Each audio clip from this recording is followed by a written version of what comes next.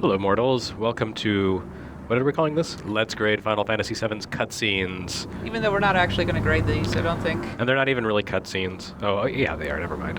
I am Jeremy Parish from OneUp.com, and with me, I am Kat Bailey, freelance contributor. and we're here to talk about the video sequences of Final Fantasy VII, because they're what everyone went gaga over back in 1997, 15 years ago.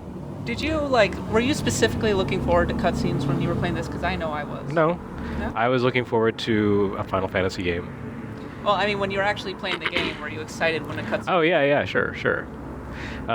Although, after watching this cutscene, I'm not really sure why, because, my God, that goes on forever. That's just like space for 20 seconds. That must have cost $3 million for them to render just blackness. What a waste of money.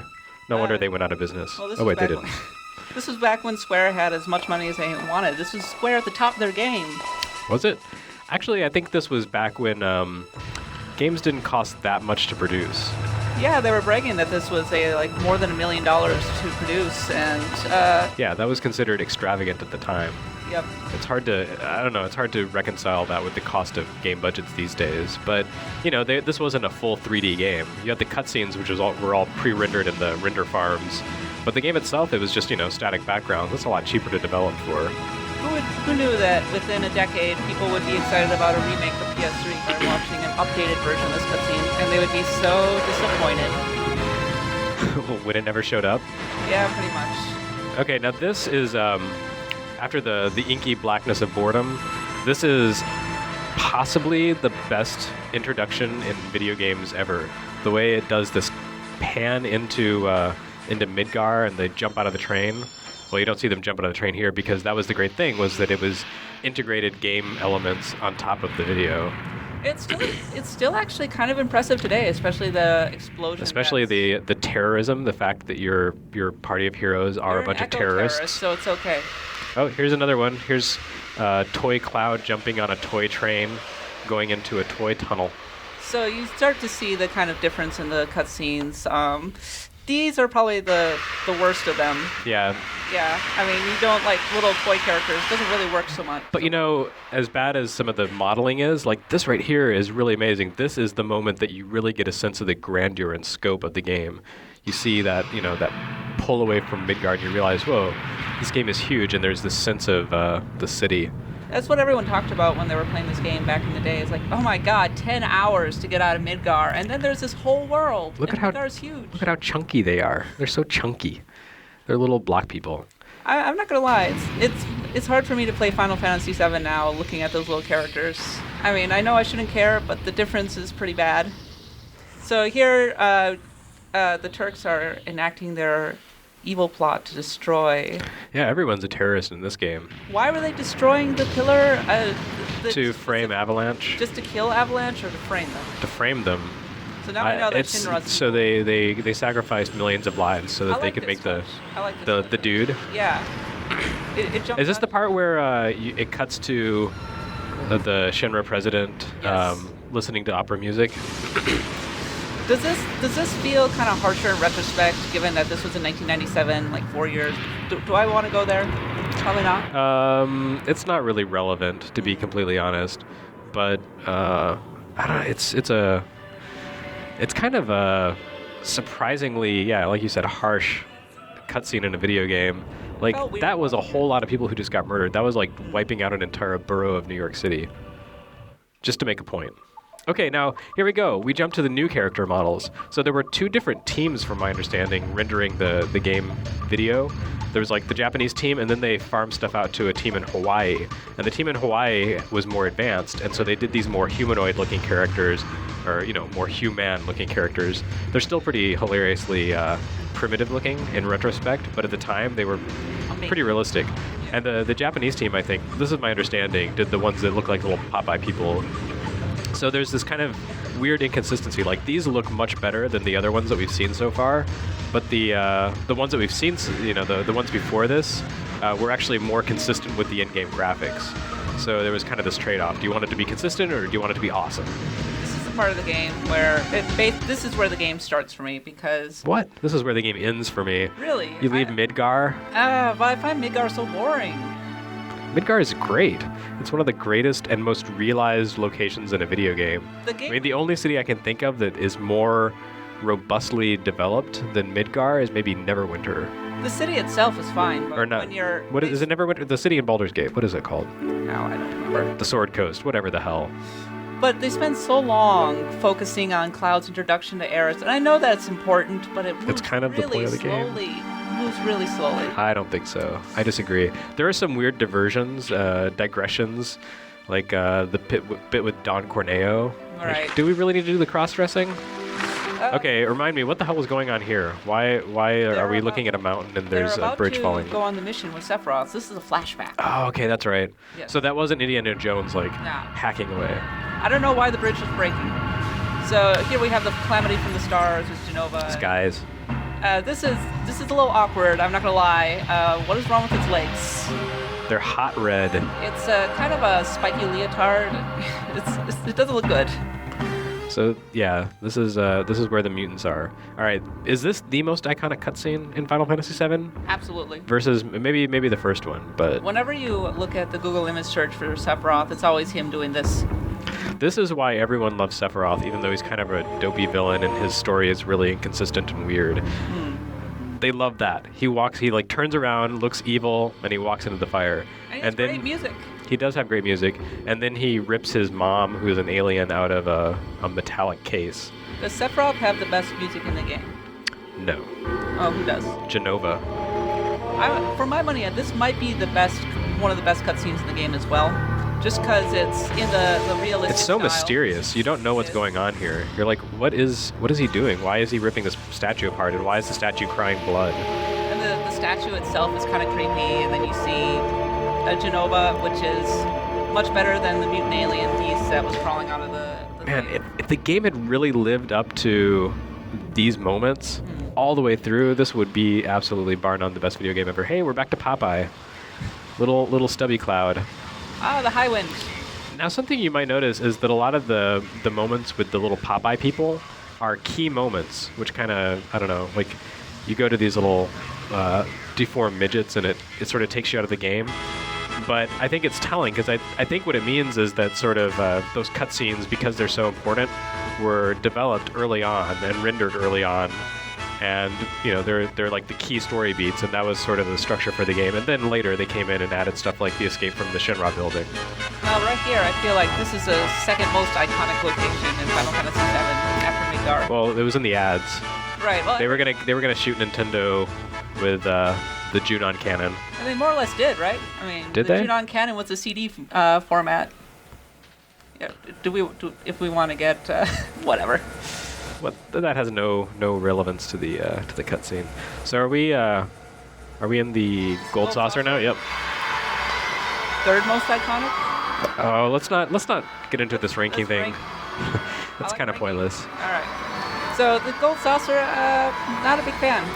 I think it's really cool looking in this cutscene, and then you play it, and it's just a bunch of mini games. I feel like this is where the game starts to kind of go off the rails a bit. A little bit. Like, But- you think Midgar's boring, I disagree, but you get here and it's just like run around, do mini games, have a date, and I don't know. Like, there was some character building to it, but I feel like it just went on a little too long. And this is just sort of a place setting cutscene, right? Yeah, you're just getting a sense of the scale of the gold saucer. I feel like the gold saucer is one of those elements that really gives you an idea of the scope along with Midgar, because it's this huge amusement park in the sky or something.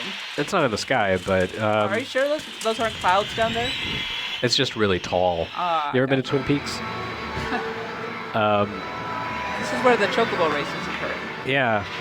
Yeah, but the thing is, you're talking about the scale of the game, but it's really weird because Midgar and the Gold Saucer are the only things in the game on the scale. Everything else is like little rustic towns. I mean, even outside of Midgar, you'd expect kind of like, you know, you have New York City and then you have stuff like, what? Junon's pretty Junon's kind of big, but it's more of a military installation. But, you know, you have New York City, and then outside of that, you have Newark, and you have all these New Jersey cities that are actually kind of bigger than New York City. But here you have Midgar, and then you have Calm Town. And this is the date, right? I believe so, yes. I wonder who the date is this time. Oh, I want to say we're Barracks. done. Yeah, Barrett's the best date. Actually, Yuffie's kind of funny, too. So I always wanted to go on the date with Yuki, but I could never get it to work, unfortunately. You have to play really specifically. I never got it either. I watched it on YouTube, and it's I awesome. always end up with Tifa because it's very... Because very you believe in specific. canon. Pretty much. So continuing through... Yeah, anyway, like I was saying, like outside of Midgar, you just have the little town of Calm, and it's basically Hicksville, Nibelheim, Hicksville, Utai or whatever it's called is Asian Hicksville. It's just it's a bunch of little provincial towns, and then a big city, and then an amusement park that I can't imagine anyone has the money to attend. Like who even built this thing? Shinra. Let's not think about too much about the world of Final Fantasy VII, because then it really starts to fall apart. So this is where we're big story moment right Yeah. here. So it's probably little Popeye people, right? Yes, absolutely. And So, it's also a recast. Do you want to explain what it is? They're showing the nature of the planets, the life stream. Mm-hmm. So one of the big plot points of Final Fantasy VII is that there's a life stream within the planet. This is where Hironobu Sakaguchi's mother is. And Shinra is drawing all of its energy from them. And I think you might also learn about the meteor that's going to crash into the planet here. So is that solar system the same as ours? It's not, is it? No, wait, it is. It totally is. There's Earth, and then there's a red planet number 4, and then Jupiter. Sephiroth blows it up later with his spell. So Final Fantasy VII takes place on our planet. And that's a really big guy. Is that Paul Bunyan? Who is that? He's not anything anymore. He's in the Oh, I see. the life stream. I see. And then he becomes the grass, and the antelope eats the grass, and then we eat the antelope, and we've all become a part of the great circle of life. The moral of the story is that we're at the top of the food chain. The moral of the story is that Simba, you should behave. Don't go to the elephant graveyard. So my recollection is that you actually see the people looking up at all the different planets, but we haven't seen that yet. Well, no, that's because those were in-game sprites. That was the big thing about Final Fantasy VII's cutscenes, was that they weren't just, like static cutscenes that were pre-rendered. They had this integration with the actual in-game elements. And, like at the beginning of the game, the cutscene smoothly transitions to the static background of the train yard, and the dudes jump out of the train and you take control of them. There was this sense of liveliness and dynamism that no video game had ever had before with its cutscenes. It was like, not to sound cliche, but it was like playing a movie. So this is Red 13 recalling his roots, I believe. That's his dad, right? Red 12? Was it Red 13 or Red 12? No, he's Red 13 and his dad's Red 12. Got it. No, his dad was, I can't remember what his dad's name was, but his name was Nanaki. Oh yeah, and this is why Sid is so pissed off all the time, because his rockets sucked. This is another one of those moments where it kind of shows an event and then it fades into one of the pre-rendered cutscene backgrounds from the game. Yeah, and it's all green, so it's obviously a flashback or toxic. 10 years later, how do you feel about the pre-rendered backgrounds? Do they really bug you, or do they look good? No, I think some of the pre-rendered backgrounds in Final Fantasy VII were a little messy. To the point where you had to hit select so a little finger would show where you were running on the screen. But I think having pre-rendered backgrounds is a valid artistic choice. Not everything has to be real time. Sometimes... Yeah. No, go ahead. Especially back in the PlayStation era when the technology was still pretty limited. Sure, but I mean, even today, I think some games can pull off the pre-rendered background thing. Did you play Solita Robo? I did, actually. Yeah. That was basically a PlayStation game brought to life. So, I don't know if this is actually part of the video, or if those are supposed to be people, and whoever recorded this just recorded the in-game part without ripping it, because I don't remember them being so fuzzy back when I played. I don't actually remember this part of the game very well at all. Yeah, it teases you by making you think, oh, I'm going to get an airship, and then you get shot down, and you realize, oh, no airship. Maybe this is... This is the big moment. Is this the second, third most iconic moment? I think it may... there's so This is the many most big ones. spoiled moment, that's for sure. Eris is so happy. Oh, and then she dies. Spoilers. Pretty violent. In a bloodless kind of way. Where's Sephiroth hiding? Space. I mean, there's He's the no... calamity from the skies. I got it. She dies very, Bloodlessly? and also without a lot of twitchiness. She's just like, oh yeah, I'm dead. Sephiroth? Meanwhile, Cloud takes that sword right through his chest, and he's like, no, and then he kills Sephiroth with it. Was this in the next movie, or? It's a little ways along. All right. But there is a certain artistry to this cutscene. I mean, even if the Lego people look a little ridiculous in retrospect, like the way the white materia is handled, the music starts up, and then you fight Genova with this music playing. Like, it's a kind of chilling moment. It's, it wasn't the first video game to do death. Like, it wasn't even the first Final Fantasy game to do death. It was all about the melodrama, but this was the first one to really, I don't know, make it feel like in your face and oh my god. The white materia, you don't even really know what the significance of it is until much later. And then when you replay the game, you look at it and go, oh! Oh crap, I wish I'd caught that back then. Now, okay, I'm not going to pick this apart, but where the hell was Cloud standing? Like, he lets her go and she's in this deep water. Well, was he just like, standing on a ledge. did he have water wings on or something and I just didn't realize it? He's A a Final ledge? Fantasy But there's no ledge protagonist. there. He can do whatever he wants. Yeah, he can fall. Everyone in this game falls in distances. Everyone has cutscene power to the max, except Aeris, who has to do the Jesus thing and die. So this is the northern crater, right? Yes, it is. This is And it's- where apparently Sephiroth is right now. It's one of the major moments in the game. Yeah, that whole what the hell is going on with Sephiroth thing is one of the real Everyone says head that, scratchers about the game. everyone says that wasn't really Sephiroth who killed her. That It was wasn't. actually a clone of him, and It was- Sephiroth is in the live stream. Yeah, Sephiroth died Right. or fell into the live stream and became like comatose or whatever when Cloud chucked him in there with the Mazamune. That's him, right? Yeah, that's him. That's where Sephiroth's been the whole time. And now he's about to activate Meteor. Oh, right. He took over Cloud's mind because With the Cloud was black like, materia. I'm stupid. No, It's actually a deep blue materia. It looks We'll more go like a with navy bowling blue ball, actually. materia. I bowled with a ball like that once. It Oh, was, really? Yeah, it was kind of that 70s marbled iridescent. What the hell do they make bowling balls out of anyway? No idea. We should ask Cloud. He knows. Materia, I suppose. See, no one had any idea what the hell was going on back in 1997, and everyone thought that was great. So it's so deep because Right. no one understands what's going on. Fan theories were all over the place. Oh, now the weapons are waking up. That is what that is, right? Yeah. Yeah, okay. That's the white weapon. I forget what it was called. No, there was Diamond, Ruby, Right. Sapphire, Onyx, I don't know. They were all named after precious metals. Oh my it's God, it's a Godzilla. Pokemon. Oh, right, I yeah. didn't realize Dialga was in this game. That's wow. I never noticed that common design similarity there, but curious boob physics. What is going on with Tifa?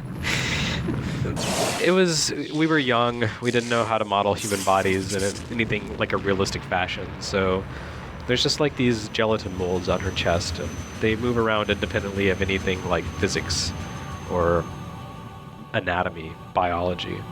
So what do you think of the Highwind? Were you a fan? Nah, I'm a fan. I like it. It's a good airship. I always liked the Falcon better. So the airship from Final Fantasy VI. Yeah, and the Ragnarok.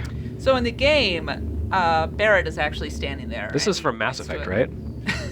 Oh, okay, never mind. Are you spoiling Mass Effect? I might be. This is totally from Mass Effect. This is when the, this is like the Prothean races. This is actually from Evangelion because you got the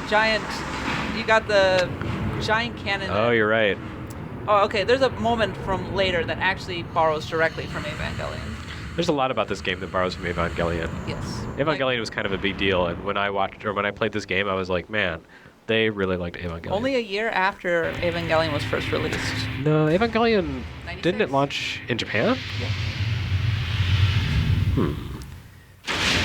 And I thought it was earlier than that. I'm glad the cannon wasn't just for show. It must be the biggest Chekhov's gun ever invented. But I mean, what did it just shoot? It shot into the water. It was shooting at the weapon, which is now coming at them. Oh, I see. Didn't seem to hit it very effectively. This is a good moment. This is one of my favorite moments from the game. It's very dramatic. Giant weapon coming right at them. Yeah. Shinra's, everyone's taking them out. Or trying. I would not want to be one of those dudes with the bazookas down there. That just seems like a fate worse than death. I love that a whole army is trying to take him on, and then you fight the weapon, and it's like just your 3 party members, and you actually drive it off. But you have materia. They don't. They just have bazookas. That's what they get for pissing off the planet. Let that be a lesson to you. Man, I don't remember this cutscene going on so long. There's a whole lot of shooting that's happening.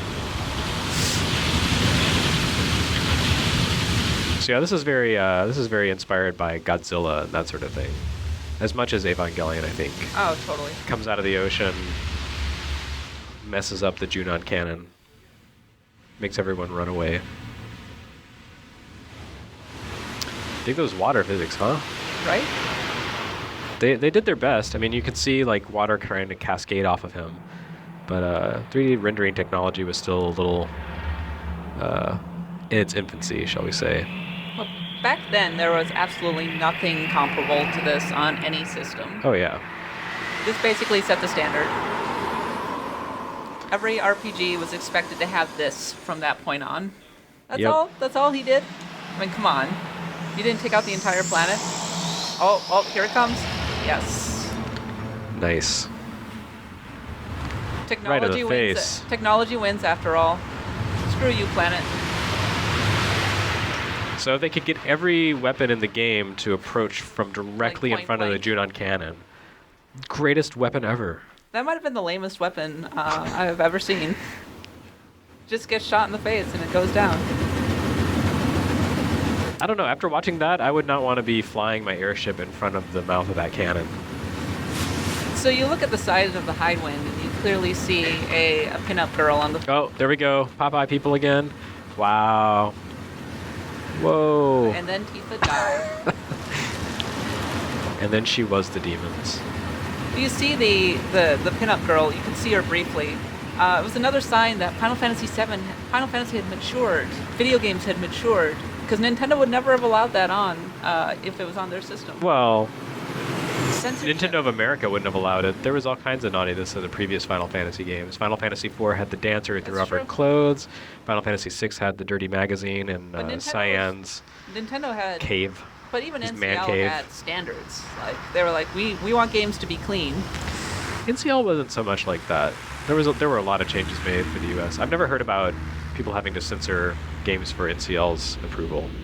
I just remember that everyone was making a big deal that Barrett says shit in this game. He said some cusses. Now the train blows up the town in this. But it makes it to 88 miles per hour, so we're okay. But it's okay, and Marty McFly made it back to 1985. Exactly. Does this have any lasting effects? I don't remember very well. The train, doesn't it just like open up a road? I think it now closes there's something off. Oh, that's right. No, it's that was a fail state. Right. If you don't do that right, then like it screws up. This is probably the most random cutscene in the game. But That's saying a lot because because there are some random cutscenes later on. I believe there's a side quest associated with this. Yeah, well, there's the whole yeah. The bird's dead. But it'll be reborn as Phoenix. as materia. The Phoenix materia was probably the most important materia besides Knights of the Round if you wanted to actually beat the weapons. Which everyone wanted. Okay, this is my favorite cutscene in the game because you've gone on so far, you've seen so many of like the mature, serious cutscenes, and you get used to thinking of the characters that way. And then all of a sudden there's like this super important cutscene. Cloud's catatonic and Tifa's freaking out, but they look ridiculous because they're the little Lego dudes again. Those eyes did not look good. She was kind of panicking, A but zombie. yeah. Is this another fail state? Oh no, this is No, they're about to go into space That's right. and try and blow up, implement Shinra's plan to blow up Meteor. Wasn't this before Armageddon? What do you mean before? Oh, 1997, yeah, it was a year before. Oh my God, Bruce Willis, you jerk! Armageddon totally steals from Final Fantasy VII. We should Oh, start yeah? making a list of everything that stole from Final Fantasy VII. Yeah. Futurama with the giant ball of garbage made of IKEA stuff. Everyone just ripped off this game. Most important video game ever. Pac-Man, Super Mario Brothers. Godzilla. They didn't even know it, and they were ripping out Final Fantasy They VII. traveled through time and stole ideas from Final Fantasy VII. Tell you what. See, this was the kind of the beginning of Final Fantasy's fascination with space, because in Final Fantasy VIII, you actually go to the moon. Oh, Final Fantasy IV had And there's the a moon space as well. station also. I'm wrong. Final Fantasy IV also had the space whale, but So what I think is really interesting about a lot of the cutscenes in this game is that they aren't really very interesting. That's what's interesting about them. Because of the nature of the game and graphics technology at the time, what they did with the cutscenes was mostly to show these sequences that involved things that couldn't really easily be depicted with the in-game graphics. So most of the cutscenes don't have anything to do with the characters or with like sort of tangible events.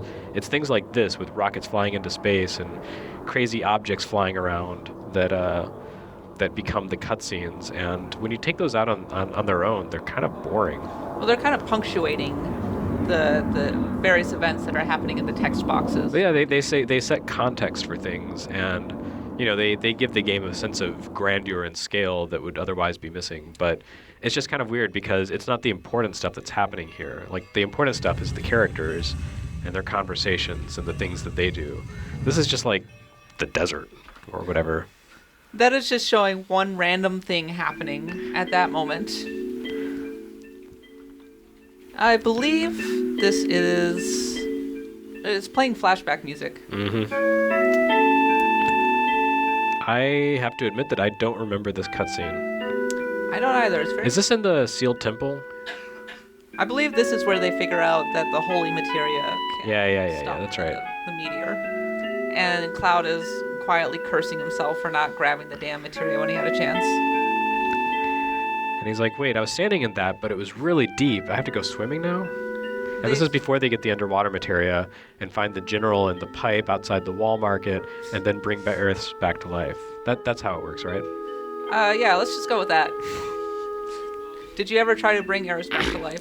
No. Even at the time, I could tell those rumors were patently ridiculous. So I skipped out on those.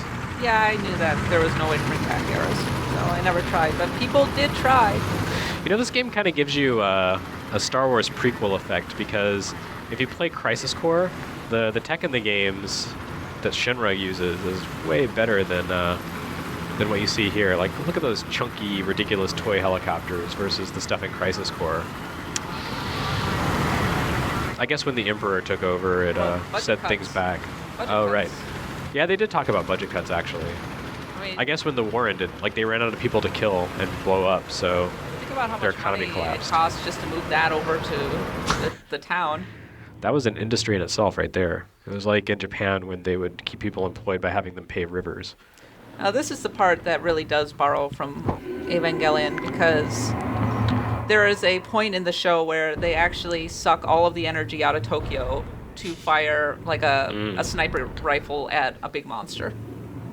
And that's about what they're about to do with Midgar in the canon. Shinji, get in the robot.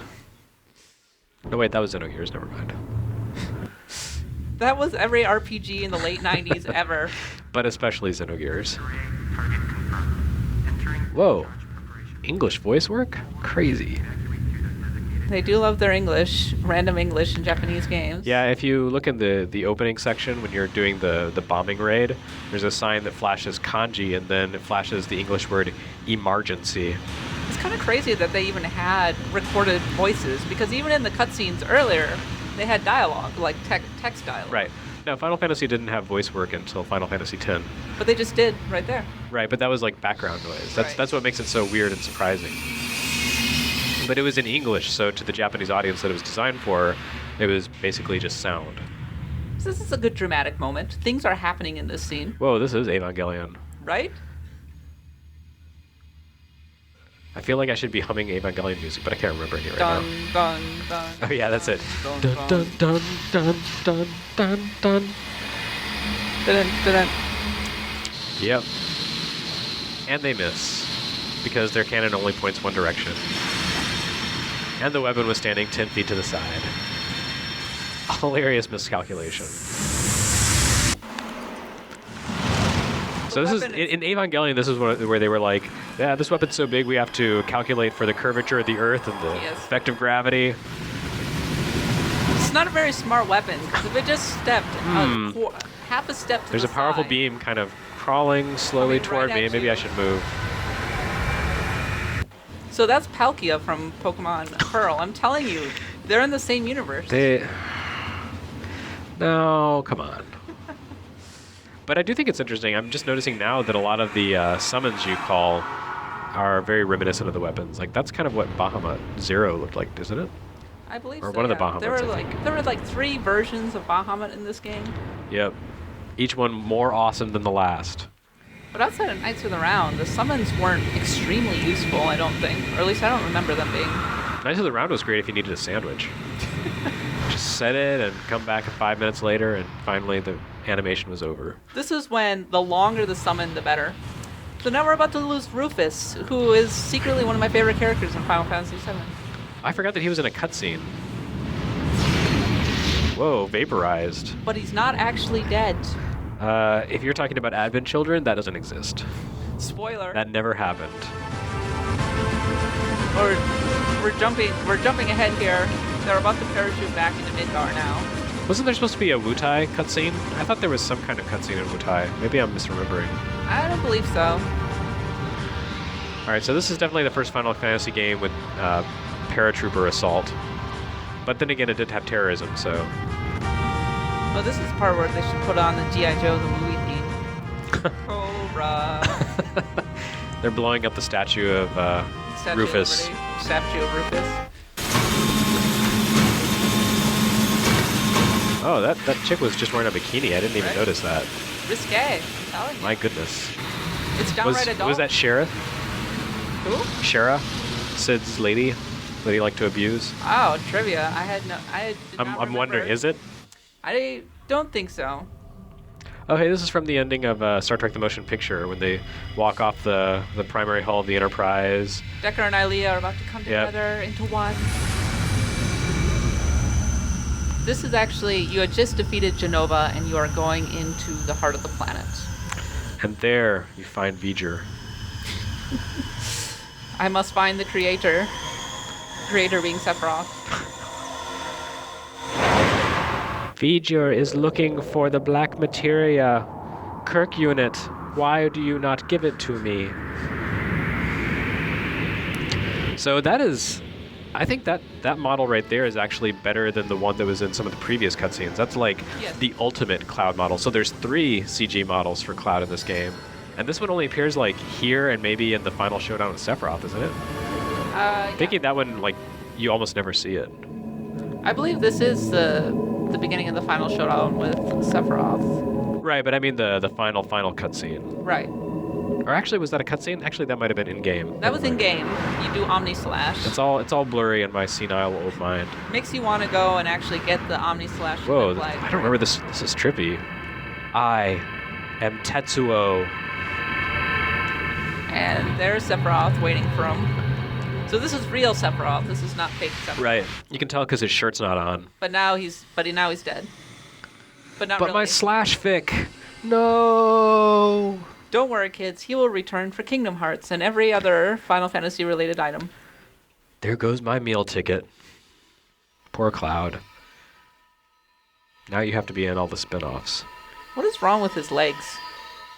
He's wearing like military pants, kind of like Jodhpurs. Also, there's like a weird thing. Yeah, just bad CG modeling. But yeah, this is like the only time you see this Cloud model. This and that previous cutscene. So we've now It's pretty arrived crazy. at one of the longer endings in Final Fantasy history. I think 8 was longer. Say that in Solid Snake's voice. Live stream.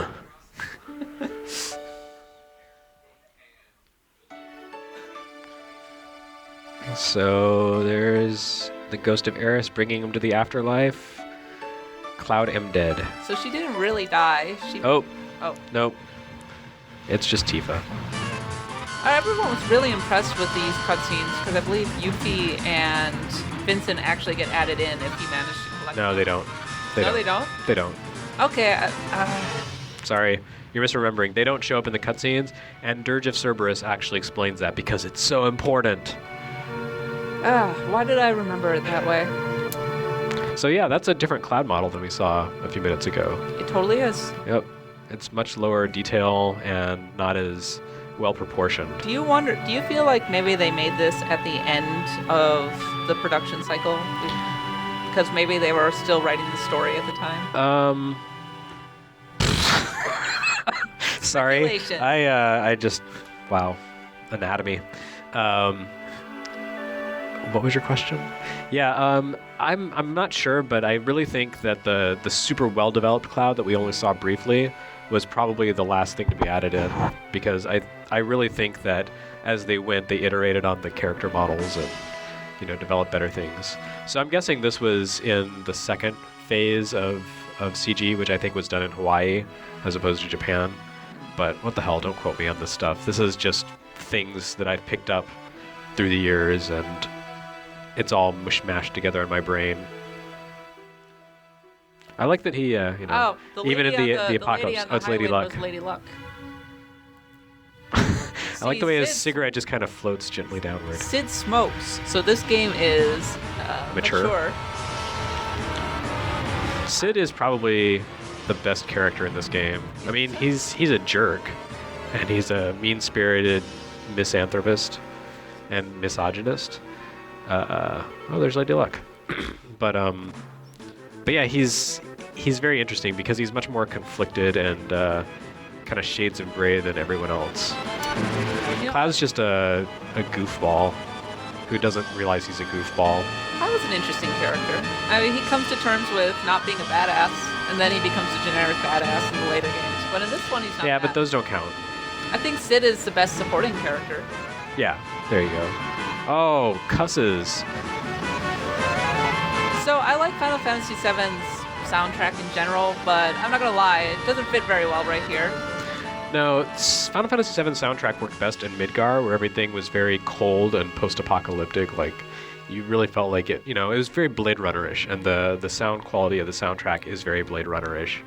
Like, I would believe that Nobuo Uematsu went and stole Evangelisa's keyboards to compose this soundtrack. But yeah, here it doesn't necessarily work, and actually, it really kind of stops working once you get out of Midgar. Like, it needed a different sound quality. They actually have the two different styles. Well, I mean, she's not a main character, so they didn't need to render another model for her. Sorry, Marlene. Meanwhile, you're going to die. Meanwhile, in Popa Lacroix. So that seems kind of bad. Nah. They save the world, except the world's about to blow up. I have to say, though, the meteor is not really... it's not traveling as fast as you'd expect an object flying through space to be going. So why exactly did they have to go fight Sephiroth? Because it's not going to have any impact on Meteor. Yeah, that's... Was he blocking Holy? Supposedly, but... I'll go with that. He's blocking Holy and eating the life stream. Like you do.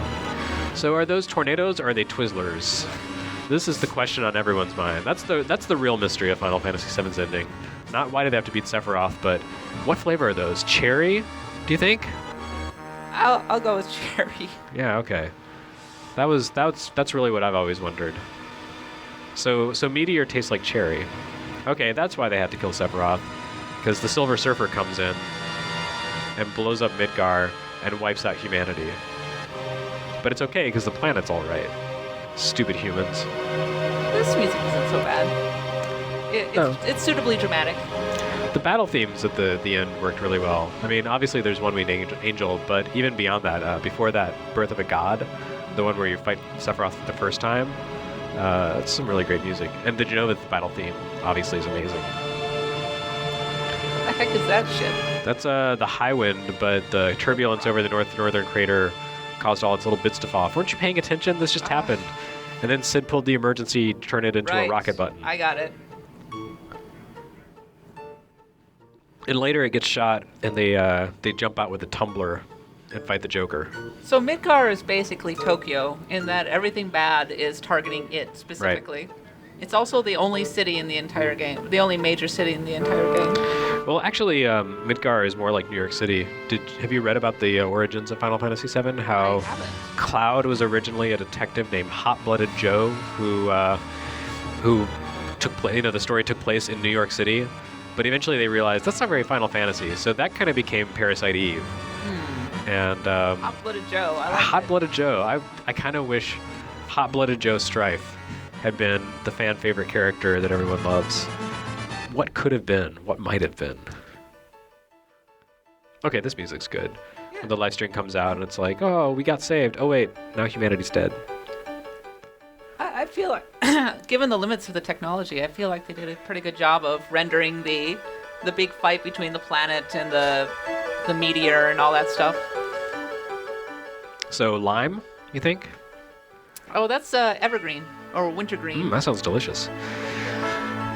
Yeah, actually, I remember being kind of disappointed when I first beat this game and the ending was only like 7 minutes long because Final Fantasy VI had such a huge ending. It was like 25 minutes. But in retrospect, there was no reason for this game to have an ending that long. I don't even So think an this ending really is- needs to be half an hour long or whatever. No, I mean, that was a brief period of time where I fell prey to the more is more philosophy. But once I beat this game and thought about it, I was like, no, that was the right size length for this.